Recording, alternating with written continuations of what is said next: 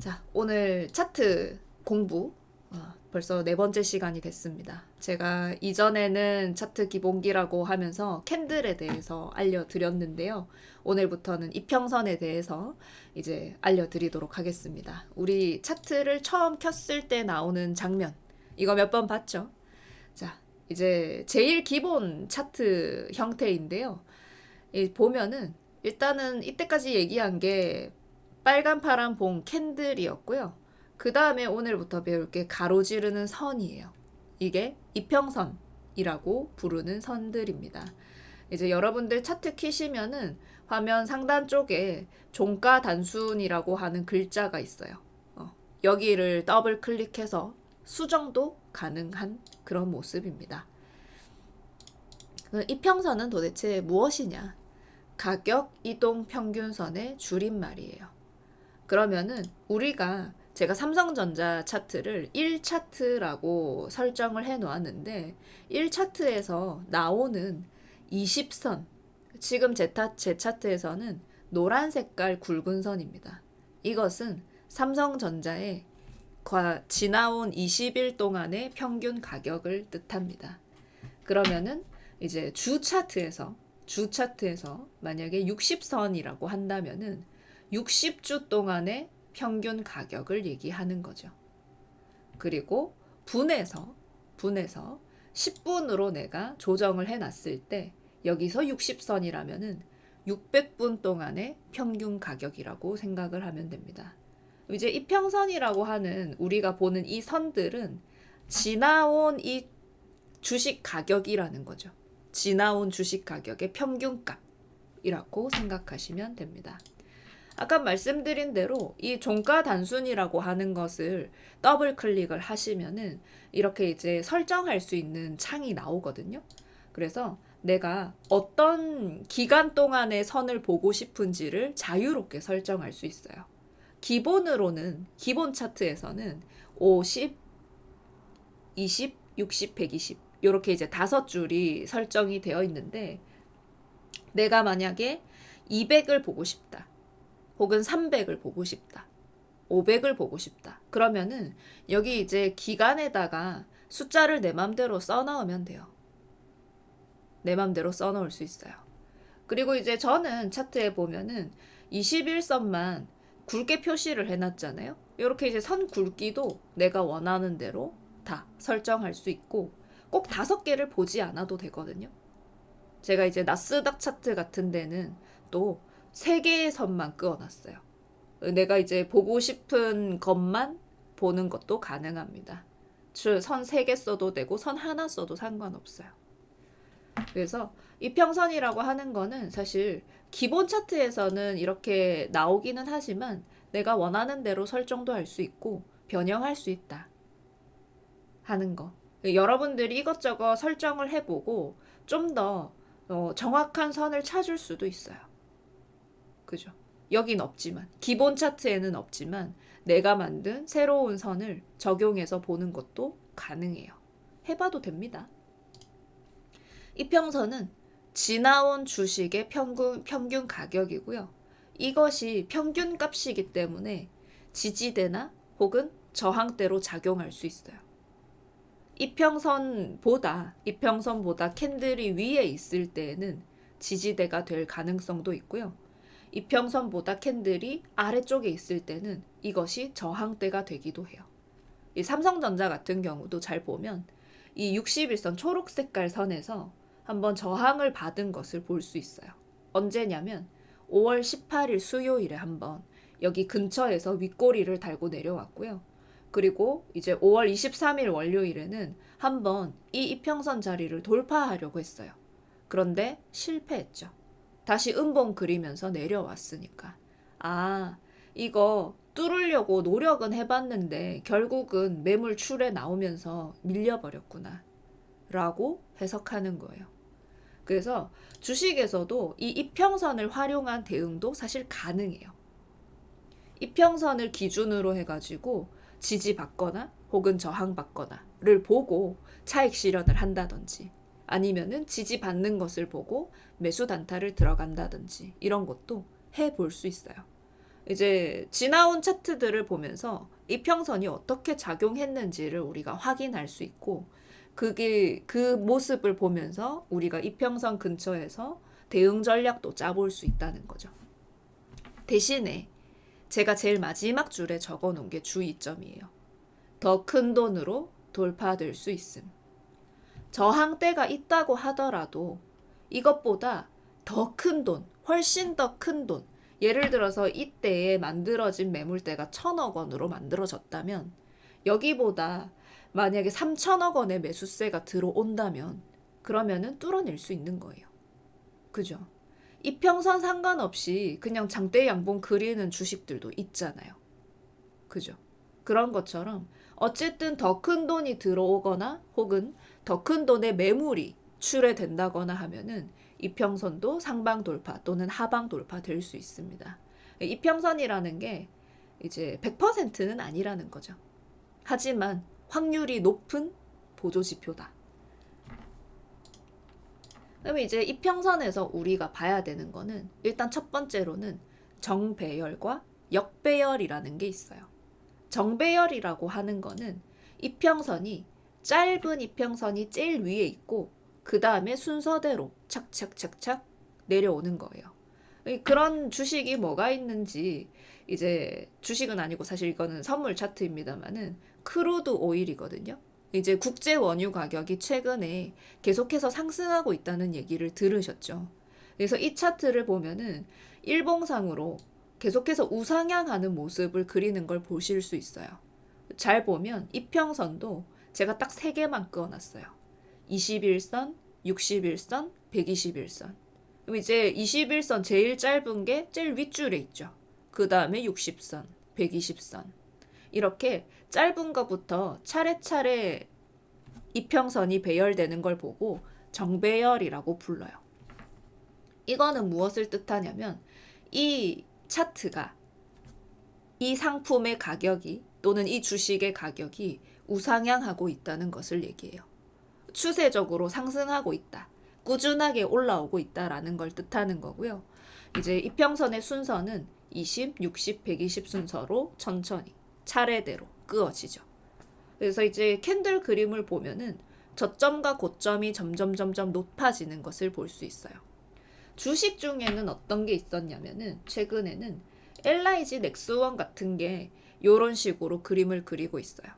지금 잘 보시면은 이제 5일선이 가장 위에 있고 그 다음에 11선, 21선, 61선, 121선 차례차례 딱 정배열로 그어져 있죠. 요것도 있고 한국항공우주도 이런 모습이에요. 한국항공우주 더하죠. LIG 넥스원보다 더 좋죠. 요런 게 지금 이제 추세 상승 중인 차트 모양을 뜻한다. 당연히 캔들로도 우리가 얘가 올라간다는 걸 알 수 있지만은 이평선을 토대로 얘가 지금 완전히 추세 상승 중이구나. 완벽하게 우상향하고 있구나. 라는 것을 알 수 있어요. 그러면 반대의 경우도 있겠죠. 반대인 경우. 그거는 역배열이라고 불러요. 역배열. 이제 순서대로 가는 게 정배열이라고 불렀죠. 그러면 반대로 완전히 뒤집어 놓은 거. 뭐가 있을까요? 삼성전자. 삼성전자예요. 짧은 이평선이 제일 아래쪽에 있고 그 다음에 차례차례 5일선이 제일 밑에 있죠. 그 다음에 11선, 21선, 61선, 121선. 이거는 우하향하는 모습이에요. 지금 추세 하락 중이란 얘기죠. 제일 위에 121선이 있고 그 다음에 61선, 21선 순서대로 차례대로 끄여요. 저점과 고점이 전부 다 낮아지고 있는 모습이죠. 점점 내려가고 있어. 삼성전자는 추세가 하락이구나. 추세 하락 중이구나. 라는 걸 볼 수 있어요. 이평선을 통해서 이 주식이 추세적으로 하락 중인지 혹은 상승 중인지를 확인할 수 있다는 거죠.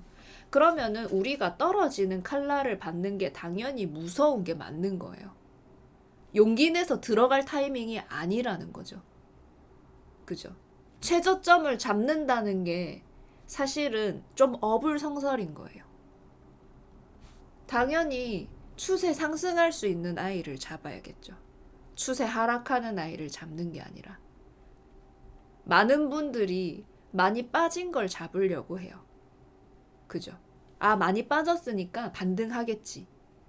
그런데 이런 식으로 추세 하락하는 삼성전자 같은 경우는 7만 원대에도 이전 가격보단 좋다고 생각했지만은 시간 지나고 나서 보면은 7만 원도 물리는 자리인 거죠. 6만 8천 원도 마찬가지예요. 6만 8천 원도 6만 7천 원, 6만 5천 원. 오늘 또 내려왔어요. 추세 하락하는 종목은 어디가 끝이 될지 우리가 알 수가 없어요. 그죠? 좀 내가 떨리더라도 추세 상승하는 주식을 잡는 게 좋죠.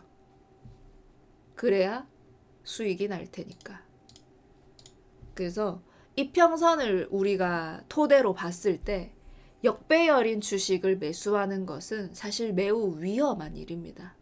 왜냐하면 추가 하락의 여지가 있기 때문에 우리가 미리 진입해서는 안 된다는 거죠. 이제 우리가 주식 가격의 저점이라고 하는 자리는 지나고 나서야 알 수 있어요. 지금 당장 알 수 있는 게 아니에요.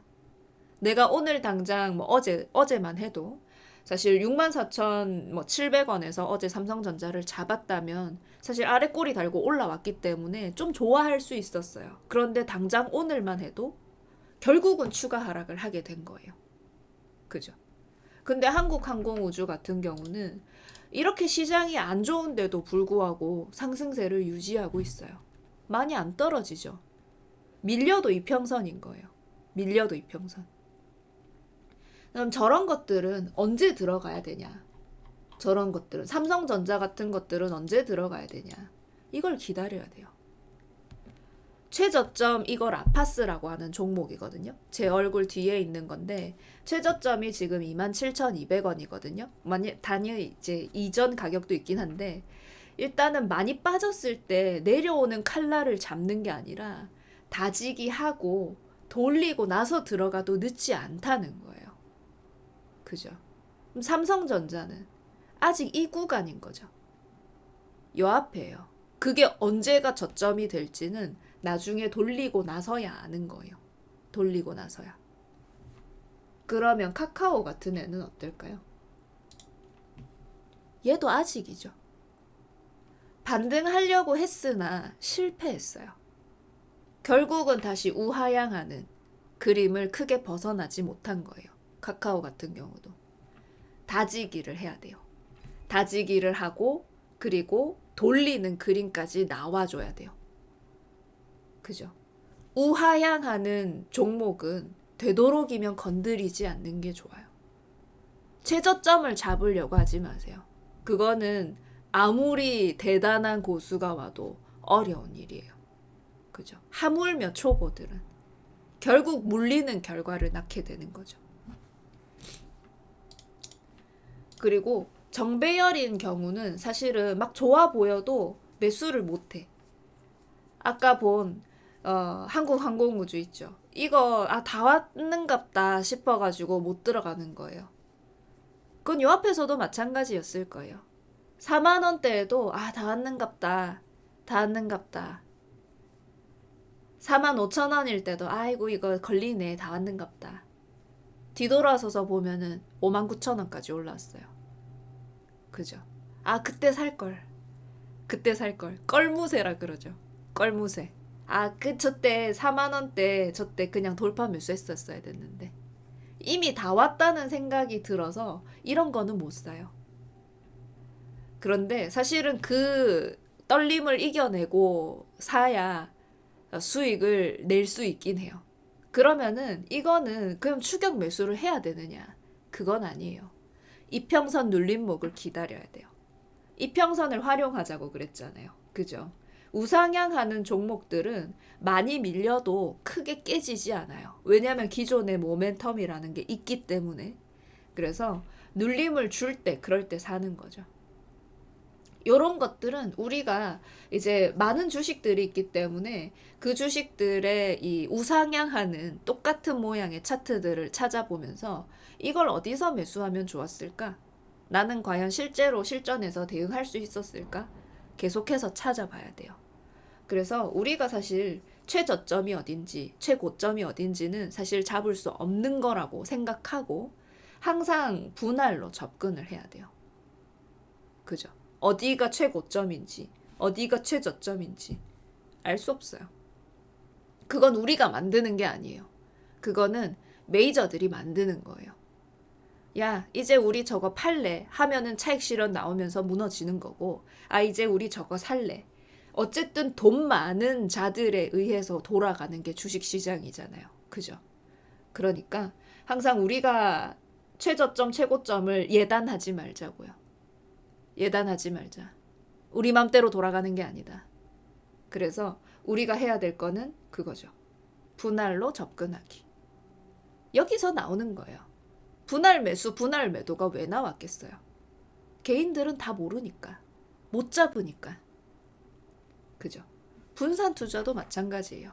기업들의 리스크가 어디서 뭐가 터질지 몰라요. 횡령 이런 거 모르잖아요. 그 회사의 직원이 아닌 이상. 그죠? 회사 직원들도 모른대.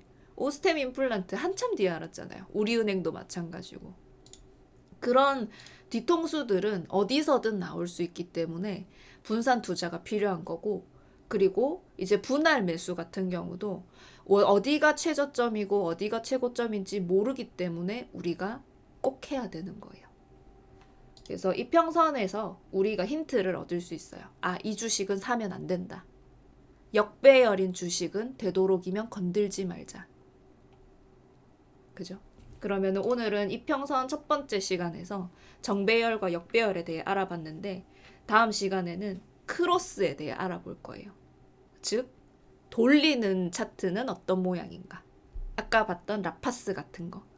그런 것들을 우리가 찾아낼 수 있어야겠죠. 크로스에 대해서도 다음 시간에 알아보도록 합시다. 오늘 차트 공부는 여기까지.